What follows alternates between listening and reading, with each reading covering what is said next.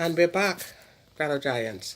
Now, Mistress Hannah, you was telling me that you were a prefect from the Yeah, time you went to St. John's straight through. Tell the yeah. So fellow I was classmates about appointed.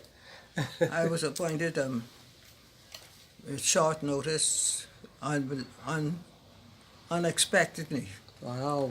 But then that was just me. I never keep too much company, and I don't gossip and carry on. So Hmm. I never did that in Western time. Yes. And when I went there, he must see look through me and see who I was. You sound like you were a disciplinarian. And he decided that he'd ask me to do the shop. Then I'd see that the books collected at St. Agnes and put in place before we leave, Hmm. and still be up on the hill on time with the other children still coming. Yes. But like everything else, used to become second nature. I never had time to idle, Yes. you know. Yes, Through ma'am. my young life, I had to take my daddy dinner to the various stations. Yes. I had no time to waste or look around. I used to have my meal with him because I had to go and have that at the station on time for him to eat. So I Uh-huh. have to eat with him and come put that basket down and get my basket and head up. Uh-huh. This one of them schools where I was attending at the Yes, time. ma'am. I was attending the junior school. Then when I went to the senior school, it's the same thing. Yes, ma'am. And then I had to look back on the little children, my little brothers and sisters, and see that they were sorted out properly for Hmm. school, because my mother was always in the kitchen. Now, you told me you came from a family of, 12. so you had 12 siblings. Uh-huh. I, well, I was the third one, so it's 9 siblings. Yes, yes, Uh-huh. yes. It was 12 of you all, yes. Yeah, 12 of us. And Yes. I was always around Mama. Uh-huh. My sister Sybil, she was a young school teacher starting at 14. She started to teach. Yeah, it's Sybil the, Strong that's the mom of Courtney Strawn mother. and Michael and those. Mm-hmm. Okay, Mm-hmm. okay. She started teaching from age 14, so she was never a kitchen girl. Wow. She would come home and she would do her book, her lesson notes, and she liked to sew, so Papa bought her a sewing machine, and Okay. she was sewing for people and sewing for herself and us. She was But she talented. never see the kitchen. Uh-huh. My other sister, Lovely, who was after her, was an in and out person. Uh-huh. You know, she would do something, start something, and never finish. And then you call her, and she's somewhere outside. You can't find her. Uh-huh. So Mama was getting fed up with her, and she just don't bother her. Yes. She come and she'll do something when she feel like it, and Yes. that was it. All of y'all had different personalities, you know.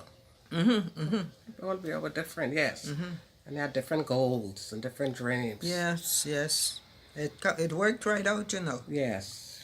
The Mama found out that I was always around, and she could depend on calling me when she getting my help, Yes. even with the cooking, making bread, everything, ironing, washing for the children, get their school and clothes in order. Mm-hmm. Oh man, So you was, everything. so you sound like a very responsible person. Those children was I take them to church, one on this side, one on this side, one holding my gown there, Yes, yes. and when you walk up Grandstand to St. Agnes Church, Uh-huh.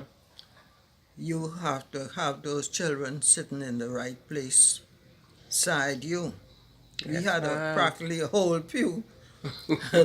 Then Papa used to take up collection, you know.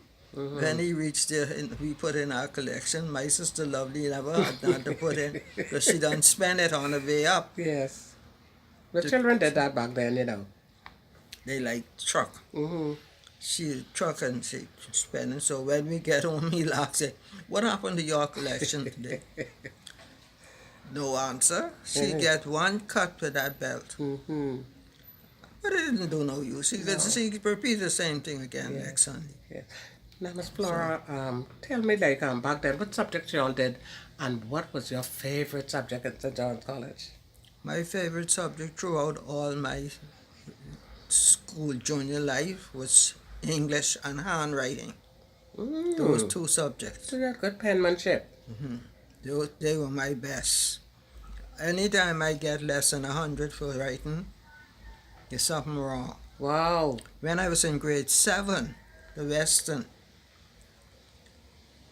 I was writing, and my cousin Hyson, she said that she could not read it, and then she passed it on to someone else, and they couldn't read it. I said, well, bring it here to me then. Bring it here. So Miss McDonald, the mayor then at the time, Maggie, she said, what happened down there? So Hyson said, a little mix up with the writing.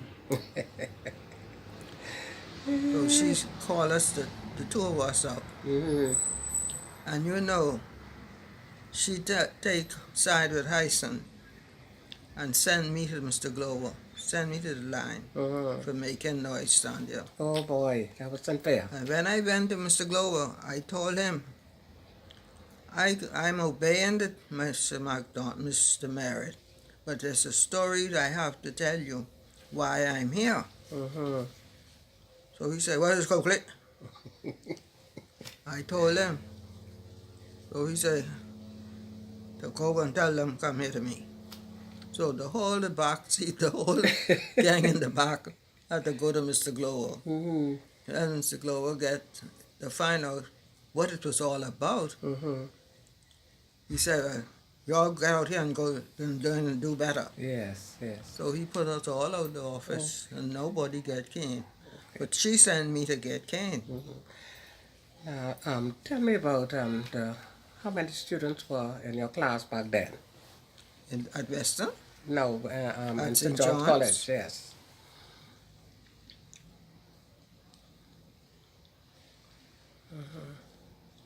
But they all normally had like 25 to 30%, say. 20 to 25 was the most. Yes. Yeah. About 25. Okay. And they all had a good relationship. And Sidney was always the most talkative. The head Felt boy. like he was head boy. And Yes. he finally was head boy. Yes. And Jenny Hasty, you know Jenny Wilson, she married a Wilson, Yes. live in Stapleton. Okay. Jenny, Okay.